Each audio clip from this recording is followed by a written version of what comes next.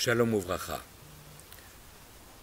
Je voudrais vous raconter une histoire rapportée par le Maguide de Jérusalem qui permet de comprendre que quelquefois, il y a des choix surprenants dont les raisons profondes nous échappent, mais qui ont toujours une signification profonde. Et cette histoire sera naturellement en relation avec ces deux parachiotes, Vayakel Pekudé, que nous lirons ce Shabbat, avec un deuxième Sefer Torah pour Parashat HaChodesh, juste avant le début de ce mois de Nissan. Avec votre permission, je voudrais dédier ces paroles de Torah et cette histoire, les Ilui Nishmat, pour l'élévation de l'âme de mon beau-frère, Pierre Yosef, fils de Benjamin et Aziza Alouche, qui nous a quittés hier après-midi, jeudi 27 Adar, et que nous avons accompagné à sa dernière demeure hier soir à Ra'anana. Leilou Nishmato, pour l'élévation de son âme.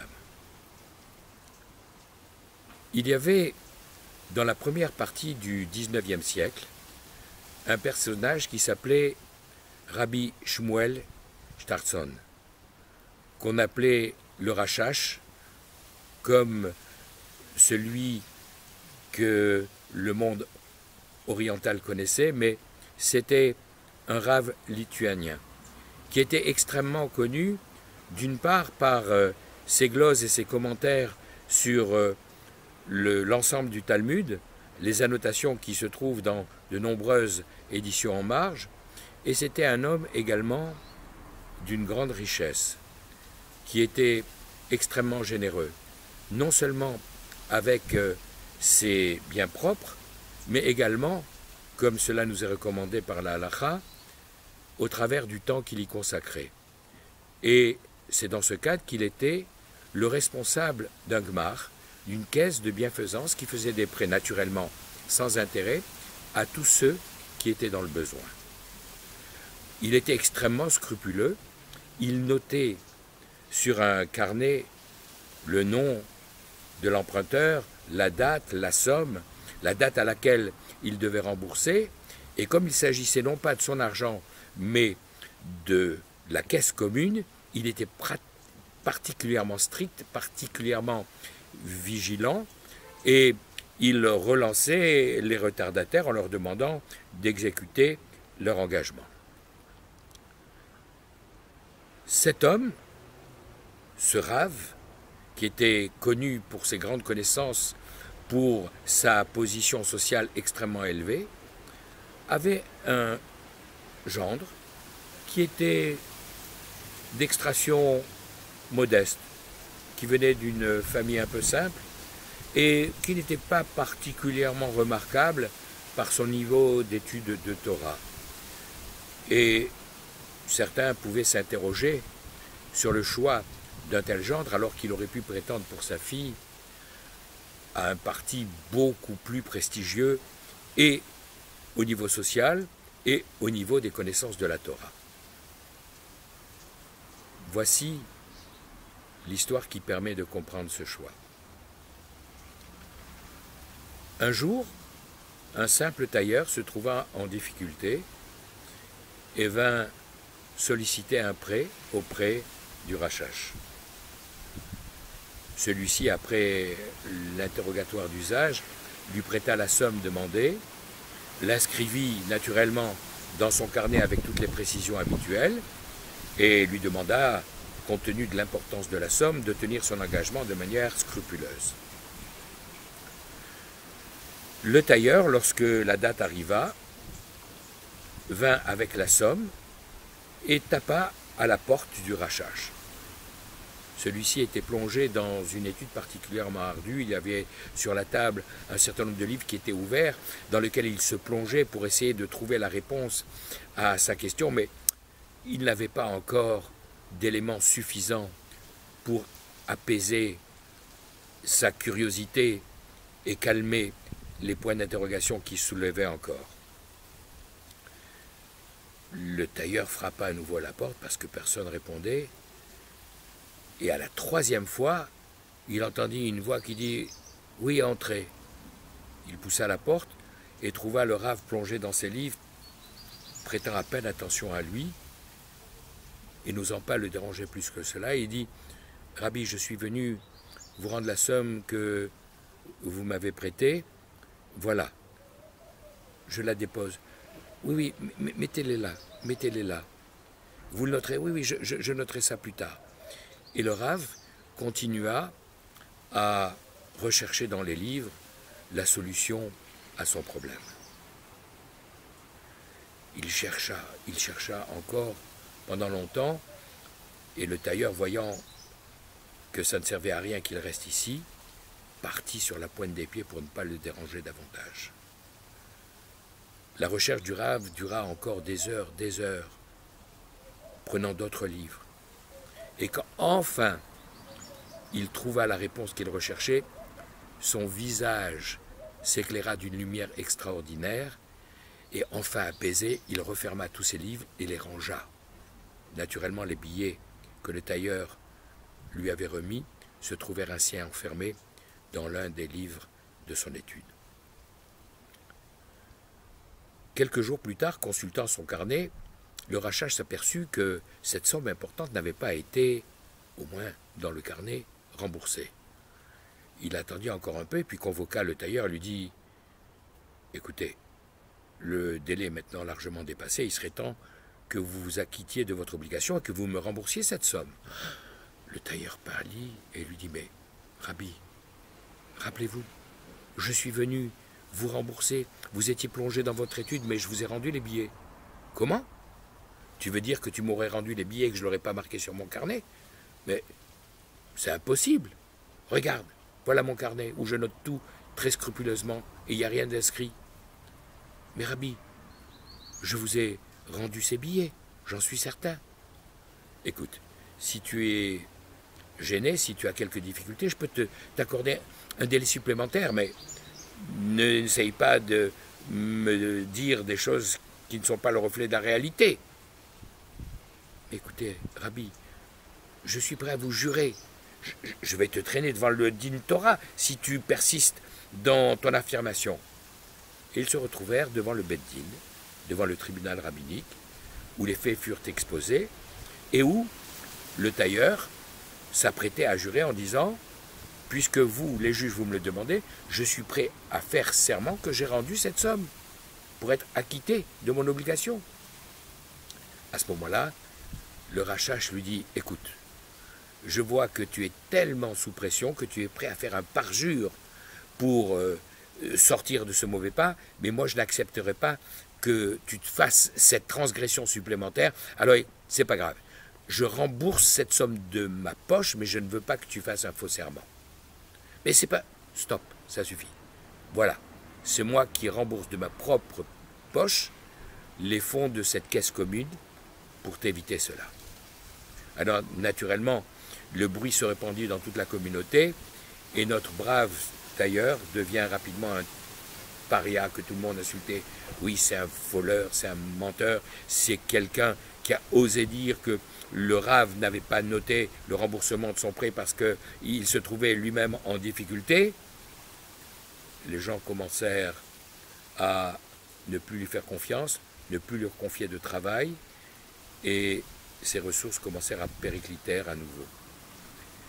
Alors, au bout d'un moment, sa situation étant devenue tellement difficile, il fut obligé de vendre sa maison, de quitter son quartier et d'aller s'exiler dans une bourgade beaucoup moins coûteuse.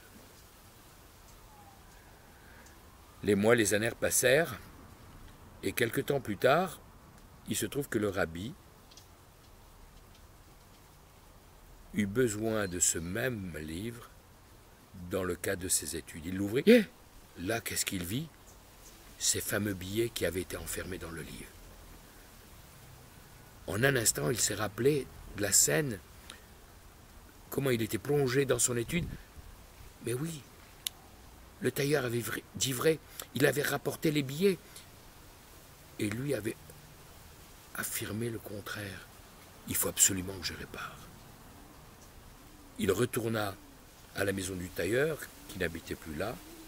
Il se renseignit et trouva sa nouvelle adresse. et finit par aller le voir et lui dit « Je te prie de m'excuser. Je me suis trompé. J'ai trouvé les billets que tu m'avais effectivement donnés. » Et le tailleur de lui répondre « Rabbi, vous vous rendez compte du mal que vous m'avez fait? J'étais obligé de vendre ma maison. J'ai perdu toute ma clientèle. Je suis maintenant devenu un paria que tout le monde insulte et dont tout le monde se moque en me traitant de voleur, de menteur. Je ne peux pas vous pardonner aussi facilement. Vous avez détruit ma vie. » Le rabbi lui répondit « J'en suis conscient. Pour me faire pardonner, je suis prêt à faire le tour de toutes les synagogues, de toutes les maisons d'études, pour raconter l'histoire et te dédouaner. Vous pensez bien que les gens ne vous croiront pas. Ils penseront que parce que vous avez pitié de moi, vous venez raconter cette histoire pour essayer de me réhabiliter, mais ils diront « Ouais, vous vous rendez compte, ce menteur-là, quelle chance il a. Le rabbi veut essayer de laver son honneur, mais nous connaissons la vérité. » Alors, le rabbi réfléchit et son visage s'éclaira en lui disant « Dis-moi, tu as bien un fils en âge de se marier ?» Et le tailleur, ne voyant pas l'intérêt de la question, lui répondit « Oui, et alors ?» Il lui dit « Il se trouve que moi-même j'ai une fille en âge de se marier, et si tu acceptes, nous pouvons les unir, et ainsi les gens ne pourront plus dire ce que tu as répondu tout à l'heure. Ils verront que si le rabbi est prêt à donner sa fille en mariage au fils du tailleur, c'est qu'effectivement il a la certitude que c'est un honnête homme et qu'effectivement les billets ont bien été vendus. » Et c'est comme ça que le Rachach se trouva avec un gendre qui n'était ni d'une famille glorieuse, ni un Talmid Chacham, un érudit particulièrement féru des études rabbiniques. Et cela nous explique comment, lorsqu'il y a des apparences que nous ne pouvons pas comprendre, il faut se garder d'arriver trop vite à des conclusions, parce qu'il peut y avoir des raisons beaucoup plus profondes que la simple apparence. Alors, quel est le rapport entre cette histoire et la paracha? Les parachiotes, devrais-je dire, la semaine dernière, Hachem, l'Éternel, a dit à Moïse, « Ré, Karati Beshem Betzalel Benuri Benchour les Maté Yehuda. » Regarde, j'ai désigné nominativement Betzalel, fils de Uri, fils de Chour, de la tribu de Yehuda, pour la construction du Mishkan. Et cette semaine, dans la paracha de Vayakel, à nouveau, on va retrouver cette information retransmise par Moshe aux enfants d'Israël en disant « Réou, voyez, Kara Hachem Beshem, l'Éternel a appelé nominativement Betzalel, fils de Uri, fils de Chour, de la tribu de Yehuda, pour cette construction. » Et on peut être surpris parce que le jeune Betzalel n'avait que 13 ans. Comment confier la construction du Mishkan à un jeune bar mitzvah, à un jeune adolescent, alors qu'il y avait probablement dans le peuple des gens beaucoup plus expérimentés que lui? Et la réponse est la suivante. Pourquoi avoir précisé que ce Betzalel était non seulement le fils de Uri, mais aussi le petit-fils de Chour, pour nous rappeler que Chour, le fils de Myriam, avait été tué par le Erevrav, par ce ramassis étranger qui avait voulu faire ce veau d'or. Et lorsqu'il s'était adressé à Chour, Chour s'était opposé et il avait été purement et simplement tué. Comme on l'a rappelé précédemment, Aaron, lui, avait accepté en se disant « je vais essayer de gagner du temps ». Alors, simplement pour conclure rapidement, on a ici Chour, les mêmes lettres Chet, Vav, Resh, si on les lit à l'envers, que le mot Ruach, l'esprit. Ruach Chochma, cet esprit, Ruach Elohim, cet esprit divin dont l'Éternel a rempli ce jeune homme pour lui permettre d'avoir la sagesse, l'intelligence, le savoir-faire, pour faire que, au travers de la construction de ce Mishkan, pour lequel son père, Hur, avait donné son âme, il avait sacrifié plus exactement sa vie pour essayer de refuser ce veau d'or, soit associé à Aaron HaKohen, celui qui avait fait le sacrifice de son âme en étant prêt à perdre son Olam Haba pour essayer d'éviter la faute la plus grave de l'idolâtrie au peuple juif. Gardons-nous de juger d'après les simples apparences, essayons de comprendre, et grâce à ce Mishkan, qui vient témoigner du pardon de la faute du veau d'or au peuple juif, qui a été un spectateur passif en quelque sorte de cette faute du Erev Rav, de ce ramassis étranger, face à Kadosh Baruch Hu.